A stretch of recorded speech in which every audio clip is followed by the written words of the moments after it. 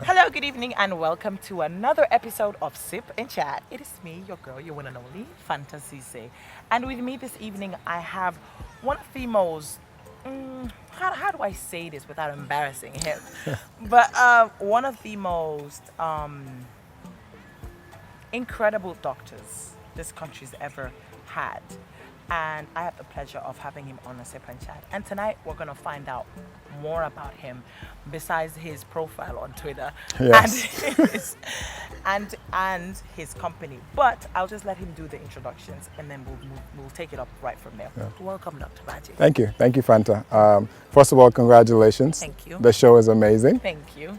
You're killing it. We knew you would. Thank you. But it's an honor to be here. Thank You're far too kind with your words. Thank you. So I guess an introduction. Yes. Who is Dr. Ismaila Badjie? Tell the people. Ismaila Badjie is my name. I was born in the Gambia. I spent a lot of my childhood away from the Gambia, actually. So my family left early. Okay. Lived in Belgium for a couple of years, lived in the US for a couple of years, so moved back to Gambia early 1990s, Okay. so 92, 93, Okay. and just lived the Gambian experience. Okay. So I did primary school, and that was comprehensive. Nice. That's really when I got to know Gambia as is. Okay. And I think I say that most of the times because the first country I really knew wasn't Gambia, because I Right. was in the US. Yeah, yeah. So moving back to Gambia is when we started learning how to speak the local language, obviously being integrated in the schools. So Mrs. Ndao was all the way till grade 9. And then my dad wanted us to, The drinks. hey, excellent. That's a virgin mojito? Okay. And what's that one called? Tamala Tamala Sunset. Sunset. Nice. Well, we're Interesting. filming at Kalimba, guys. And I love Kalimba. Thank you so much. Paul, What's your thank name? you. Paul. Yeah. Thank you very much, Paul. Kalimba provides us with the space, obviously, Yeah. and with the very, very tasty cocktails. Yes. And I was telling Dr. Ismaila before we started, but you know what? As I normally do, I will tell you how good it tastes. Sorry, guys, but go on. No, thanks for the drinks. But yeah, so moved back to Gambia, and I think between like primary 3 is when I moved back. Okay. Till grade 12, I lived a very basic Gambian life. Got a chance to, school in the private sector with Mrs. Ndao till grade 9.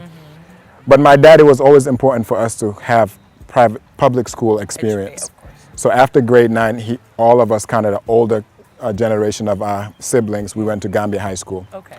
So I did Gambia High School, grade 9, grade 10, 11, 12. An amazing experience. And then left when I was 17. Okay. So as soon as I turned 17, graduated, and I've been in the US since. So first degree, did a bachelor's in chemistry, and then transitioned to be a pharmacist, so got my doctor of pharmacy. Nice. And just started working as a pharmacist up until the transition happened back to the US as well. Yeah. Nice. So born in Banjul though. Born in Banjul. I like saying that because I'm actually a Banjul kid. But yeah, born in Banjul. Born in Banjul, Yeah. as in the capital Banjul. Capital Banjul. My mom especially, she has very deep roots in Banjul. Okay. Afdai is where my grandmother was from, Ajafati Menga. My dad also grew up in Banjul after leaving Bansang. So he moved to Banjul as a young child. So our Banjul roots means a lot to us. So you're Banjul, I wouldn't say boy, you're a Banjul man. Yes, I am. Through and through. Absolutely, absolutely. So I mean, after coming back from the US, you're a pharmacist, right? What did you do, or how, before we get into, the now, I want to know a little bit about the journey of you getting your degrees and deciding to move back home, Yeah. and when you had the thought of opening your center. Yeah. Yeah. Yeah, so I think I have to acknowledge the privilege that we had knowing that where we were going to get our college degrees was known at a very early age. Okay. I kind of knew that, okay, finish high school, head back to the US to start your journey. Okay. But it's one of those things where when you're leaving, I don't think they prepare us to come back. They kind of tell us leave and don't look back. Yeah. And at that point, that's what it was, right? Wanted to obviously get a first degree. I knew I was going to go into the medical space. Okay. Towards the end of my first degree. It was like, okay, is it dental school? Is it medical school? Is it pharmacy school? But also my mom has been an entrepreneur her whole life. Okay. So I grew up in a retail environment. My mom still runs a retail store in the Gambia. So I know a lot about women's clothes because we grew up counting So I always had that spirit in me, and I just felt like the profession of pharmacy was one area where you could combine entrepreneurship with science and do it really well. But I think on a personal level too, I didn't get a chance to know my grandparents. Most of them passed away before we moved back to Gambia. And when we did move back to Gambia, a year after my grandmother died, and she was only 56. Whoa. Right? So at that age, you don't realize what causes people to not live a long life.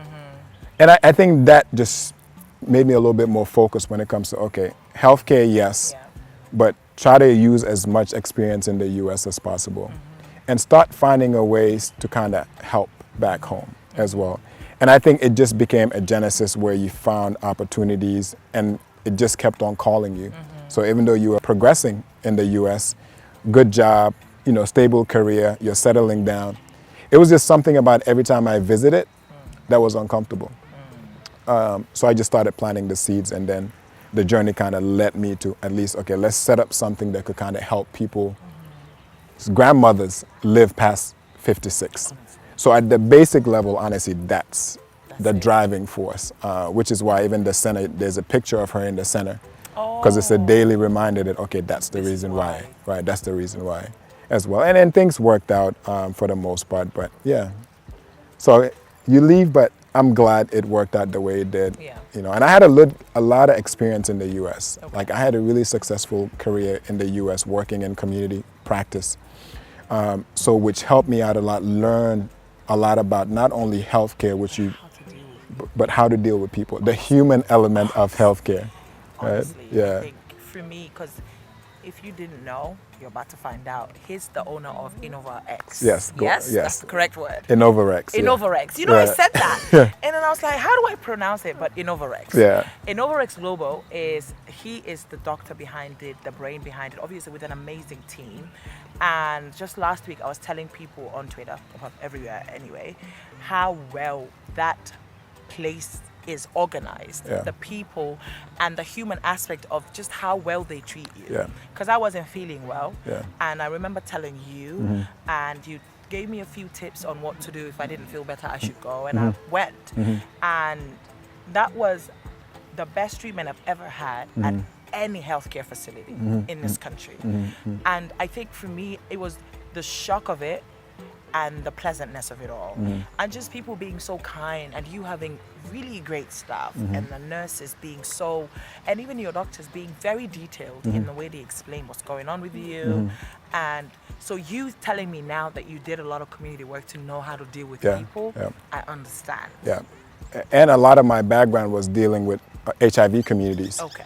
So I did a lot of my community practice in an area that's handled a lot of HIV patients for the state of North Carolina where I lived. Okay. So I got used to every single day dealing with people that face the idea of death every single day, or dealing with societal shame and how that impacted them, and seeing people who are really poor and can't afford their medications that they need to survive.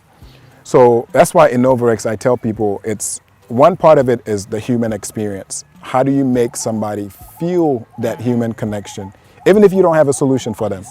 But also human development as well, to building a culture where, for once, a Gambian like you, even if I didn't know you, coming to a place where there's a sense of pride, that it's people like us who are giving the services. So, I think for me that is what stuck with me. And I've been going around singing. Singing about Innova X like completely, and I remember talking about it on my Snapchat, and I had a couple of people sending me their own feedback, like, oh, you're right. This person said to me, oh, I took my mom there last August, and it has been our place ever since. And I went explaining it to my mom, and she told me a couple of friends of hers were telling her about it. And I said to her, your next checkup, that's where we're going. You know, and I think people fail to realize that if someone's sick, and even if you can't help them with medicine or whatever, the best thing you can do for them is treat them like a human being. And that was the treatment I got, and so many other people got, because I did get that feedback from people telling me that. So congratulations on that. And you've done really well with the staff, the place. It was, it hasn't been easy. I'm sure. And I was going to ask you, how did you recruit your staff? Because obviously you have to look at the qualification, the experience, and then you have to look at the kindness part of everything. I think one, we've been intentional about being a very young company. Okay. We have about 65 employees, right? And I'm 36 and I feel old in the company. Oh, wow. But what I found was nothing against the elderly, older Gambians, but to change the Gambia, at least I believe, you spend time investing and pouring into young people who have the potential to be great. Yes. And I think for so long, we've gotten a bad rep. Okay, Gambians don't provide good service. Gambians don't do X, Y, Z. Our healthcare professionals are not professional. They're a byproduct of the environment. And I'm a firm believer in just recruiting young individuals, but also investing in their growth as well too. So our company, we're very transparent. We communicate a lot. So you're constantly letting them know that we could be the excellence that we crave. And it's just feeding that. So after a while, you start building a culture where you attract like-minded individuals. So if you work there, you know somebody who matches the culture. You get lucky. Yeah. Talent is very difficult to find in the Gambia, as you know. So I'm just privileged to have like a nucleus of really talented young individuals and just try to keep them motivated as much as possible. You really do. Yeah. And the way they all work there is, Yeah. but obviously you can also tell if you have a good leader, Yeah. not a boss, a Yeah. leader, Yeah. a person that listens and a person that cares. Yeah. And I think just by your interaction with people, even outside of the workplace, it shows that, you know, and I think that has rubbed off on them as well, Yeah. because they were really, really professional. They were really kind. Yeah. They were really understanding. And throughout, even from my experience there, throughout my testing period, I'm a chatterbox. Yeah. I talk a lot. Yeah. But throughout that experience, the nurse that was dealing with me, Clarissa, Yeah, Clarissa, was yeah. so nice, and Yeah. she just kept chatting me up. Yeah. And before you know, I said, "Do you have this?" I said, "No, I don't have this." But Yeah. and I hate Needles, yeah. needles. I hate needles. Yeah. But that whole experience went by like a breeze. Yeah. And you know, thank you and congratulations on that, because you've really done well with that. No, thank you. We're just getting started. And I love the sound of that. Yeah, we are. Because you know, the thing is like having a company that you start from a piece of paper, literally. It's like having a child.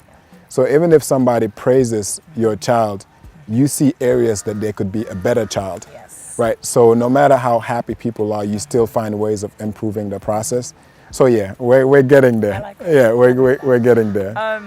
Now, moving on from you moving back home and opening Innova X and it being a success and it growing, do you have any plans of expansion? Yeah, because I honestly don't consider it a success yet. And I'll tell you why. Gambia is 2.5 million people. I think Gambia is one of the easiest countries to have impact doing something good, because I don't think that's been a focus as well. And the concept of opening up a business is different, because I think the typical Gambian thinks you become wealthy, then you open a business. Yeah. That's not the case anymore. A lot of young startups, entrepreneurs, no, you're starting a business to not only add value, but you want to also change the fortunes of the generations behind you. So it's a different mentality. So if Gambian success is what you measure yourself at, you're losing on the world scale. Because I think the experience that you have at Innova X, I want it to be the best experience in the world. Yeah. I want Gambian customers to have the best access to quality medications like somebody else in the US. Okay. Then we'll be doing something. And the plan was never Gambia. And as much as I love Gambia, Gambia was a testing ground. It was a pilot country. Africa is big enough. West Africa has over 300 million people. We want to see Innova X anywhere where there's people like us who need services that we provide. So like that. not a success yet, not even close. But okay, well, at least from our point of view, Yeah. it is a success. Yeah. But just hold our thought when we come back. More with Dr. Badjie. Yes. Stay tuned. The pride we take in our brand, the work we put in to constantly change the landscape and elevate real estate in the Gambia, it's compared to none. From inception, our goal was to add value to the beautiful Gambian landscape. That's why we are proud innovators of community estates. Kololi Sands is an exceptional piece of work, tailored for ultimate convenience and luxury, to bring you an element of finesse that is rare but unique in its own. This is also our pride and joy, and we welcome you to the exquisite beauty right here in Kololi and right here on the waterfront. Kololi Sands, feel the ocean breeze at your doorstep.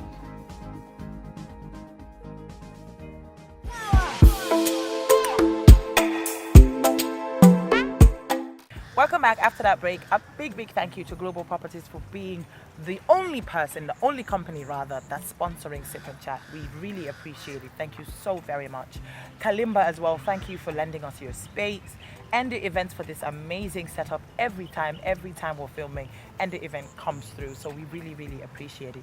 Thank you for rocking with Sip and Chat. And let's see what next season has in store for us. But still, I'm here with Dr. Ismaila Badjie, and before we went for the commercial break, we were talking about him moving back and opening Innovarx, and Innovarx Gambia being the testing ground. Yeah. But for us, it is a success. Yeah. And really expanding all over and wanting Africans to really experience that, top medical, not just examining or experience, but really just the human aspect of things. Yeah. So congratulations on that, and Thank you. more wins. And I cannot wait to see Innovarx in Senegal, Nigeria, Ghana, Sierra Leone, Amen. everywhere. Amen. And us having this conversation again, and it being a full circle moment for you. Absolutely. Right, obviously you're married. Yes. I see the ring. Yes.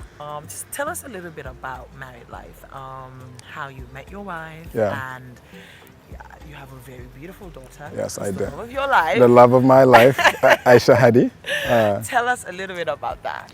Yeah, but I think even to bring it back to Innovarx, it can't happen without a support system. Of course. Right? I never fail to mention that, because next to any successful man, there's a really strong woman who holds everything together. Yep. And I've been lucky to have that in my wife. Obviously, besides her blessing us with a beautiful child, but she's the support system. Good. It's not every day that a man will tell a wife, I'm leaving my job, meaning I have no idea where I'm going to get money from. And not only that, where the income stops coming in, but I'm also taking my entire life savings and putting it into an idea that I believe in. That's the biggest test. That's crazy. For any woman. That's true. Because that's not what they signed up for. At all. Because that means less income for the family, more stress, Yep. a lot of days where the business takes up every emotional energy that I have. So you're committing to a life of engaging with a depleted husband for so long just to support his dream. Sure. And that is something that I could never repay her as well too. We just hope that our daughter's life is different because of it. So yeah, that's what it means to me. A solid foundation where now, obviously the family structure is there, both extended with my parents, my siblings, and then my wife. And for my daughter, like I said, she's the love of my life. She's the one thing that makes everything disappear, right? So you look at her and it's like, okay, that's the reason why. Because you want her life to be a little bit different as well too. And it's so innocent because she's 3. Oh. So there's this love that she has for me and I have for her that you can't replace. At all. So it's a beautiful thing. I'm grateful for it. So I think there's a lot of what I'm able to do, because even now I'm here in the Gambia for 3 months at a time. So when I go back to the US, I'm only there for 2 months and come back. So for the past 2.5 years, That's how you've been. my family has paid the bigger toll than I have, because it's my dream once again, it's not their dream. So it's an amazing support system. So I tell Adama all the time, you're the reason why I'm able to do it. That's beautiful. And for Aisha, it's like, hopefully when she's older, she'll be able to understand why I had to make the choices and sacrifices now.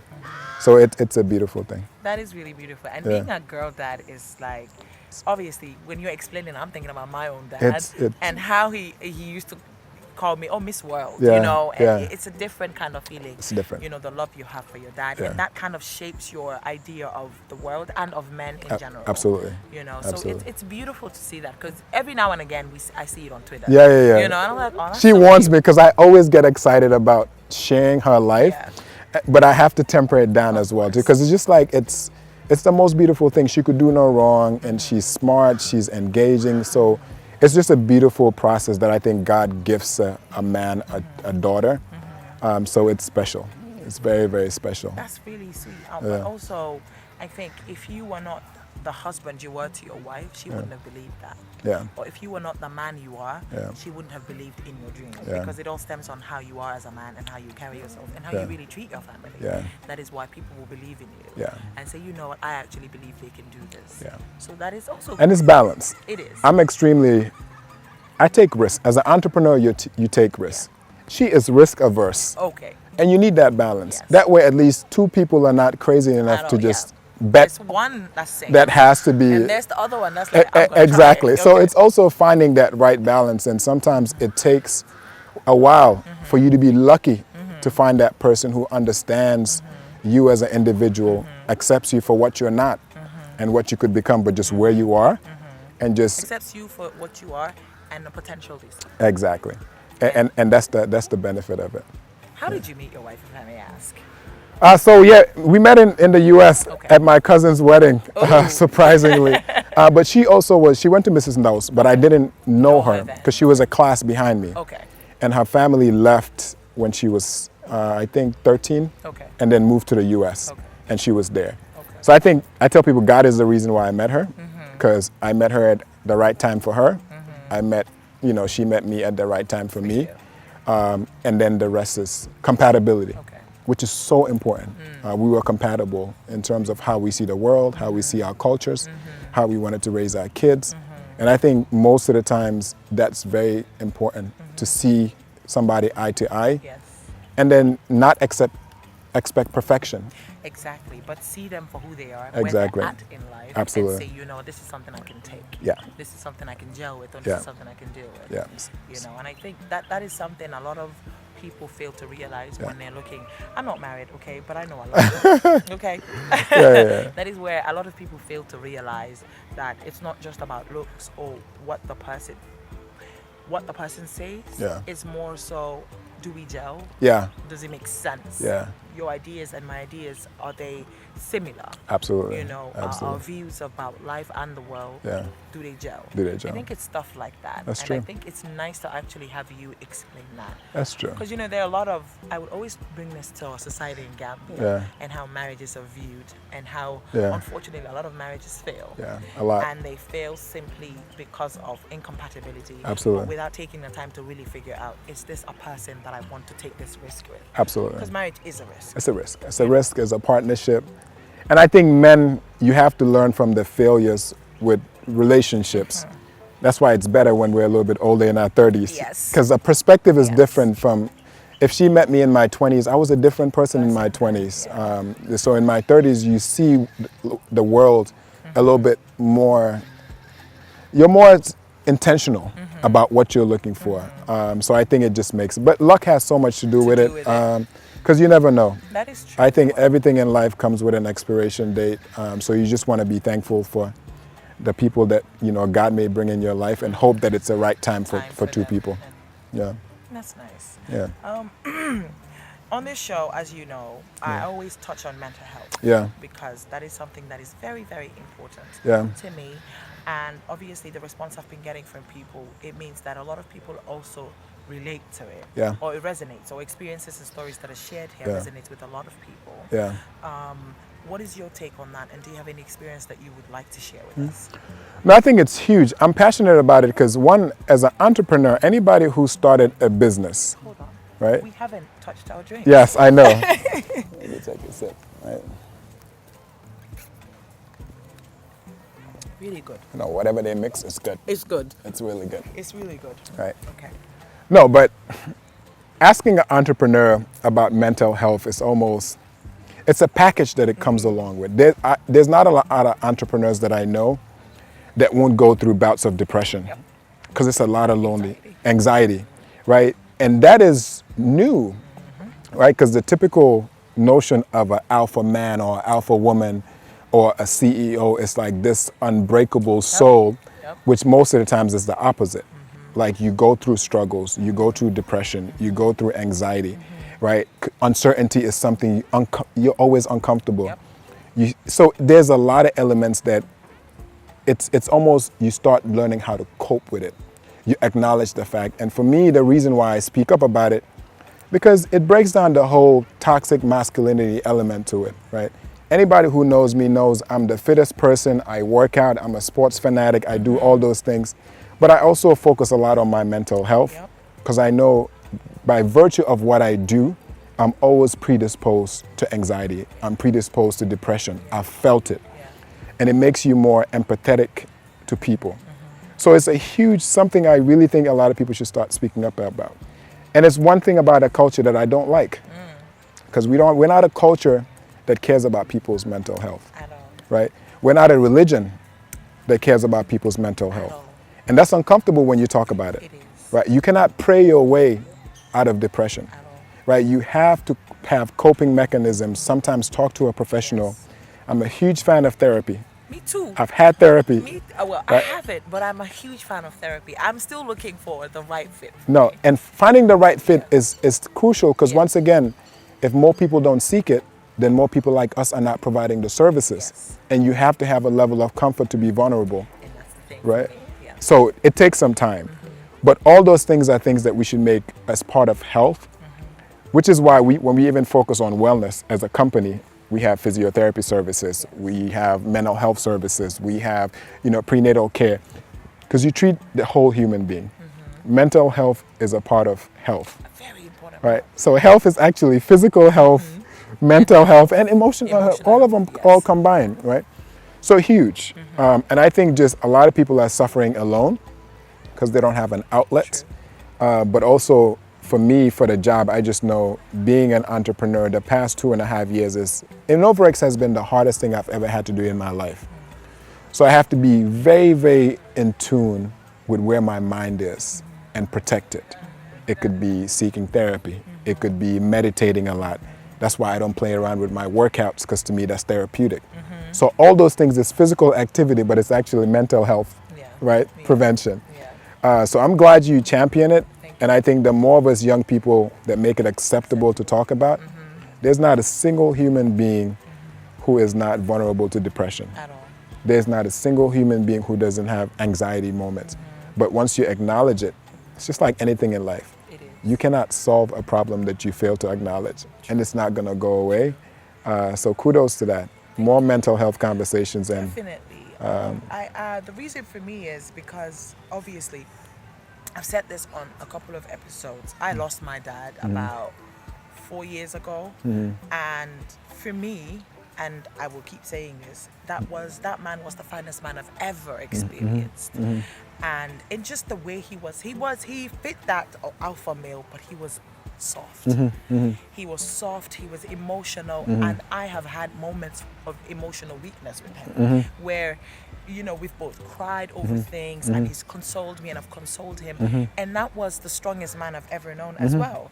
So for me, when he passed, it was very tough for me.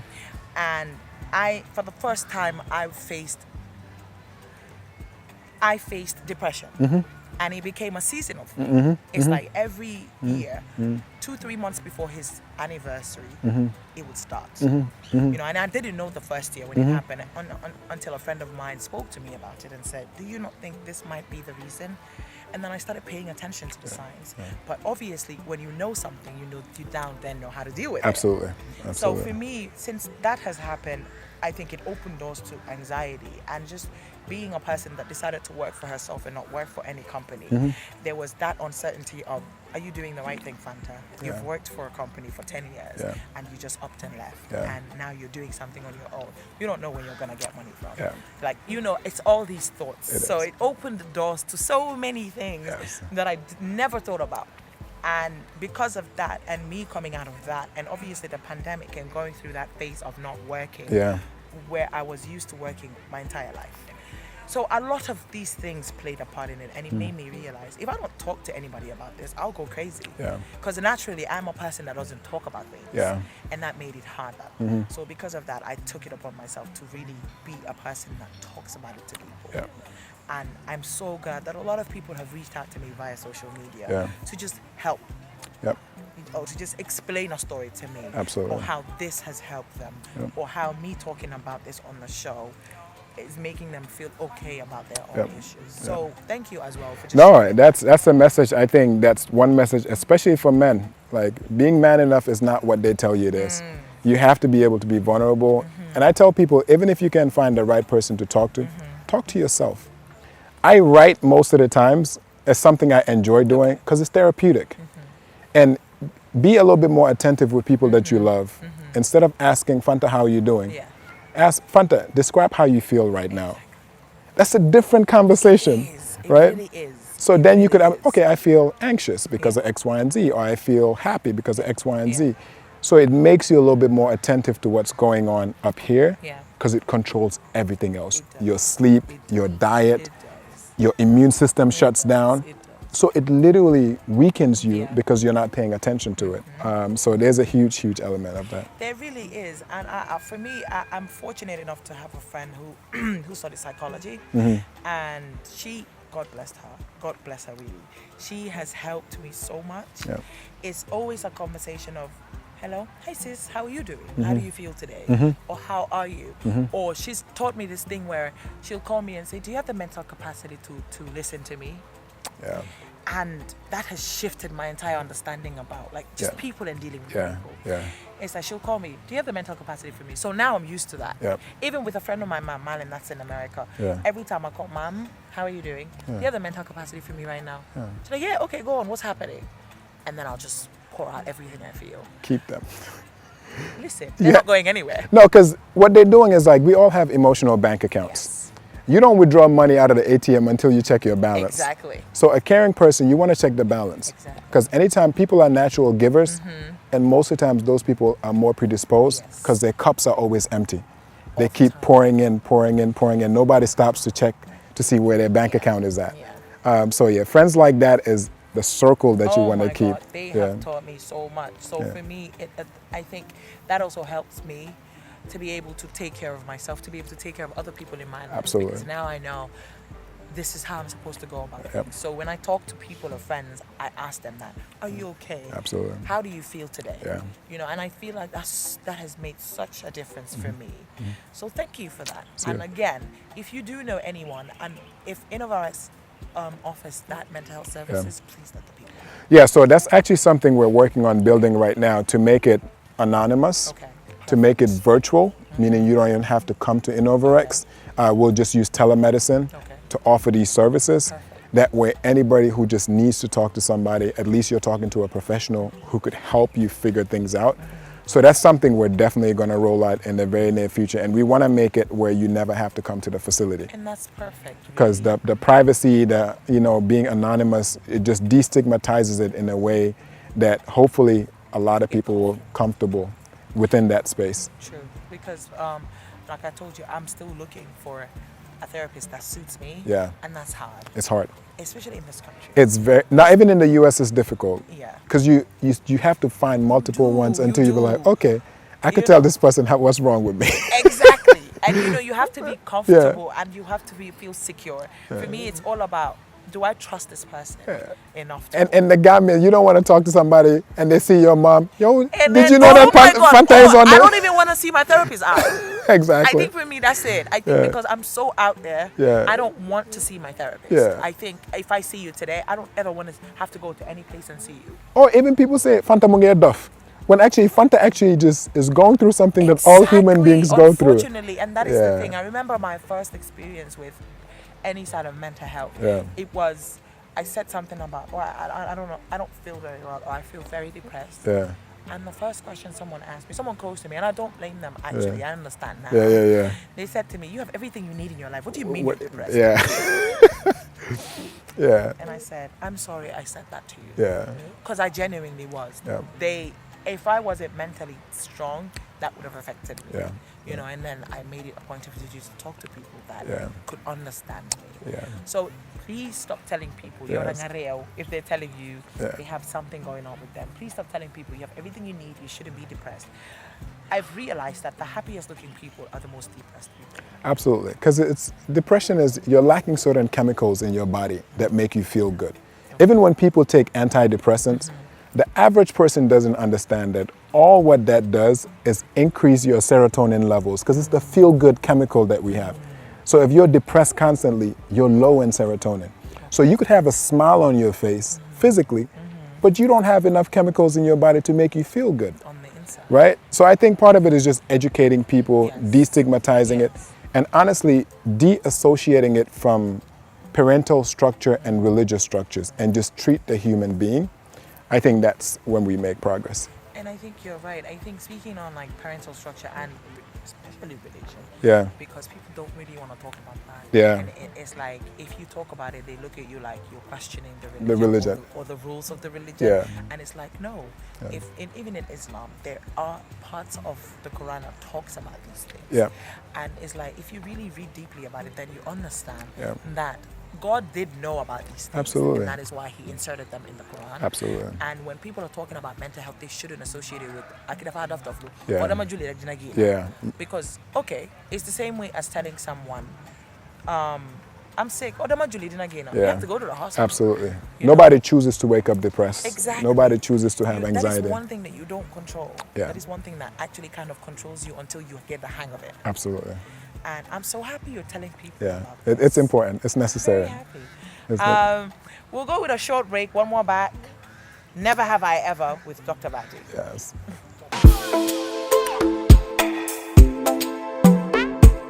Welcome back after that break. A big thank you to Global Properties once again for being a part of Sip and Chat, and Kalimba as well as Endry Events.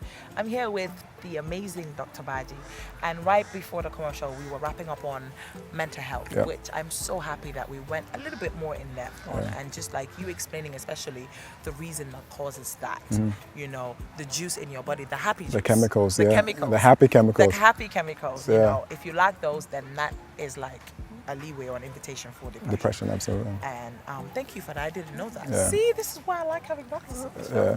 Doctors are so smart. Yeah. You know, I want to ask you, what do you do for fun outside of work? Because I know you're a very busy man.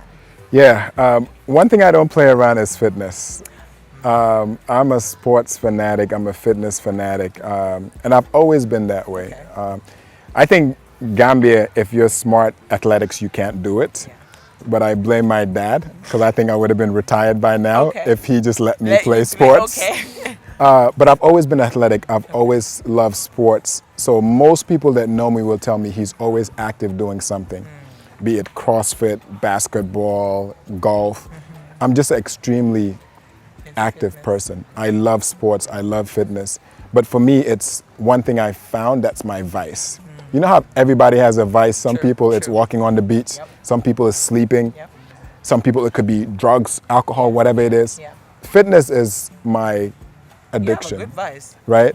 So if I'm not, I plan my day around my workouts. What? I don't plan my workouts around my day. Really? Yeah, so every single day I plan what I'm gonna do in terms of activity-wise, and then I plan my day around it. That's how I start every single day. You are. So it's always been that way, and most people that know me, they know that about me. So even Gambia, when I'm here, I'm extremely active. I'm playing basketball in the leagues with this. I do CrossFit a lot, which most people think it's scary. But to me, it's just 1 hour of the day that even if I wanted to think, I'm putting my body through so much discomfort that I can't think, right? So I love it. I love fitness, anything around it. But, you know, in my spare times, I like working with my hands too. So like carpentry and woodwork is something that I actually love doing. Yes, I love doing. It's so interesting when I find these things out Yeah. about you. Yeah. I remember having Dr. Madden and for him it was farming. Yeah. And for you it's carpentry. It's carpentry. I love woodwork. Really? So I was really good with technical drawing in high school. So hated it. even now when I'm in the US, like I'm building benches, garage shelves, you know, shoe racks, because it's also a creative process. Yeah. And I think that's what I like. Like this table was just a piece of wood and you could envision it as something else. So yeah, but yeah, fitness and just kind of handy stuff, I do enjoy. It takes up a lot of my free time. That's nice. Yeah. That's very surprising. Yeah, Carpentry. yeah. That's good. So if That's really Innova X fails, I'll be a hell of a carpenter. Hopefully that's fail. And you do have another branch that does just carpentry. Exactly. No, Yeah. but I love woodwork. You love woodwork. I love woodwork. Yeah. Okay. Now we get into one of my favorite segments of the show, the Never Have I Ever segment. Okay. And this is the part where I ask sometimes daring questions, Okay. sometimes a little bit of a tea-spilling questions. Okay. And my first question to you is, never have I ever dated two women at the same time. I have. You ha- I like how you just said, oh, I have. No, and I'll tell you why. Okay. I have this philosophy that you're either married or you're single. Okay.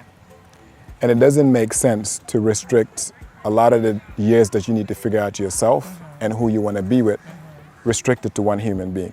Obviously create boundaries where there's communication. People understand that you're free to see other people, I'm free to see other people. Yeah. But I think too many times we waste a lot of our discovery years stuck with the wrong person. Right? So not that I'm a habitual philanderer, but I just believe that it's healthy as an adult to be able to court more than multiple people. See, you know one thing I like about men? You know one thing I like about men? Men will make, smart men. Smart men will make something as bad as dating too, and at the same time, something so smart as the way he just said it. Please go back to that. It's communication and expectation. Okay, you know what? I actually like the fact that you said communication. Yeah. Because that lets me know that whatever it is that you're doing, you do make sure that both parties are aware. Yeah. And I never assume that a woman's also not dating somebody else, because I'm not married to you. Until you propose to a woman, you don't own her agency. Right? So I think that's Say that again for the people. Say it right there. I think that guys are I'm gonna get in trouble with the guys. Say it again. Until you propose to a woman, you don't own her agency. Right? So it's communication as adults. So girls, as I've always been saying, and I've said this again before, please date Lamin, date Lamin, date Ismaila, date Lamin, date Ibrahima, date Mohammed until you figure out the one you like. As long as it's clear. James, date Simon, date them all until you figure out the one that works for you. Exclusivity, it has to be a discussion. It does. Where there's no gray area, both parties know what's going on. I think communication, like anything in life, disappointments are rooted in expectations and a lack of communication. So as long as you communicate freely from the beginning, that way you protect people's feelings as well too. Yeah, so I definitely. And you did that with that situation. Oh yeah. And then did you end up with one of them? Or? Maybe they ended up with me, because I'm not saying the women also get to choose. Yeah, but you know, I'm asking you. No, of course. I mean, you find a match that fits as well too. But I think if you're in a relationship with somebody and there's an understanding, then I don't date multiple women. Okay, of course. But I've went through phases where I intentionally did not want to commit. Yeah.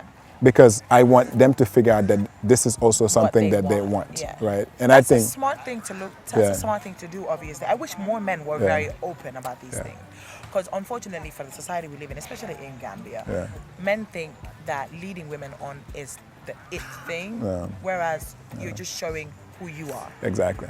As your character is what you're showing. You're not really showing out a good character. Absolutely. And I tell that to my younger brother.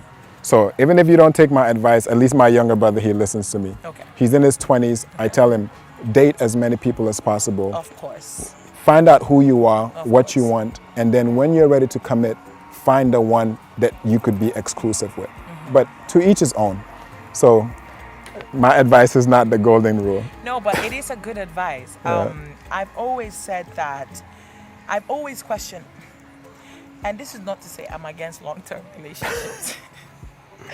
But people that have dated for like 3, 4 years, 5 years, one person, I literally look at them like, how did you do that? Yeah, it robs people of their experience. For me, how did you do that? How did you date? I've never had that type of a situation. So I always question people, and I'm genuinely curious as to how you stayed in a situation for 4 or 5 years with one person. You know, that's quite interesting. Comfort. So Comfort. That's very good. Next question, my next never have I ever question is, never have I ever got into a drunk fight? I haven't. You haven't? I haven't. Okay. I'm a control freak. I've gotten into fights. But my relationship with substances that I've experimented with has never let me into that. Okay. Especially when I'm in public, I'm very aware of my surrounding. So even though I've gotten into fights, I used to fight a lot when I was a kid. But as an adult, fighting takes a lot of energy. It does. And I don't think, unless somebody, my daughter or my family is threatened, I think I've moved past the point of that stage. So no, never. Okay. Never. Never.